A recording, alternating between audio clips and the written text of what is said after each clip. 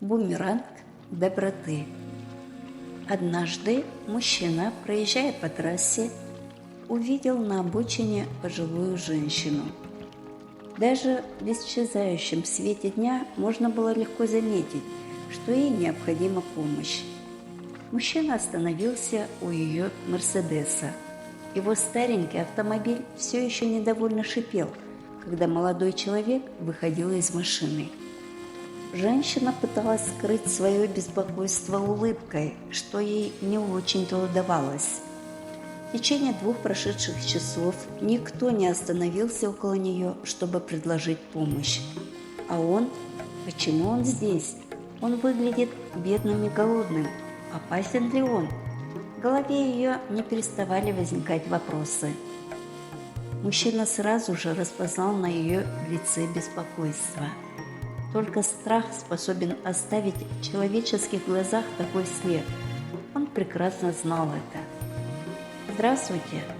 Я могу вам помочь? Почему бы вам не сесть в машину? Там теплее». «Ах да, меня зовут Брайан Андерсон». У «Мерседеса» всего лишь спустила шину. Но для беспомощной пожилой женщины это происшествие на оживленной трассе казалось трагедией. Брайан справился с проблемой довольно-таки быстро, сильно запачкав и поранив руки. Видя, что мужчина почти закончил, пожилая леди открыла окно и заговорила с ним. Она рассказала ему, что родом из Сент-Луиса, что здесь она не планировала надолго задерживаться, объяснила, как обстоятельства жестоко с ней распорядились. Женщина искренне уверила мужчину в том, что никогда не сможет выразить ему достаточную благодарность. Брайан лишь улыбнулся в ответ. Пожилая дама спросила, сколько она может ему заплатить. Любая сумма была бы приемлемой в этом экстренном случае.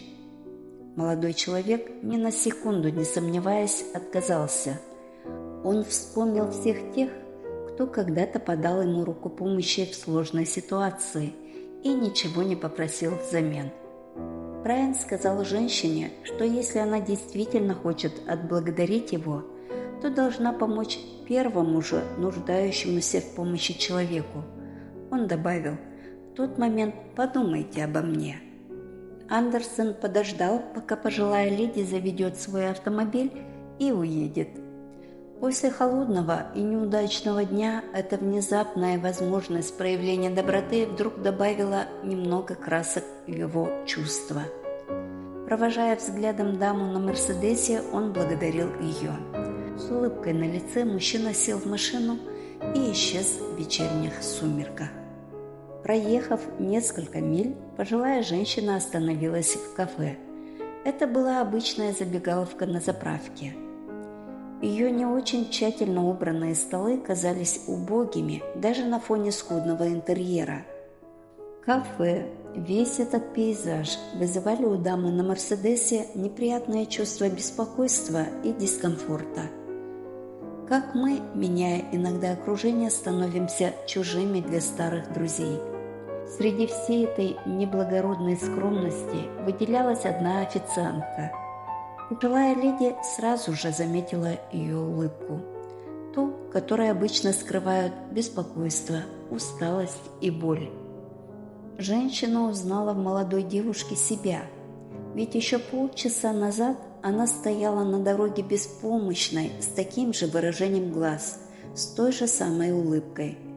Девушка не переставала вытирать грязным полотенцем выступивший на лице пот, с тревогой оглядывая клиентов и неубранные столы, не представляя, как она справится со всем этим сегодня.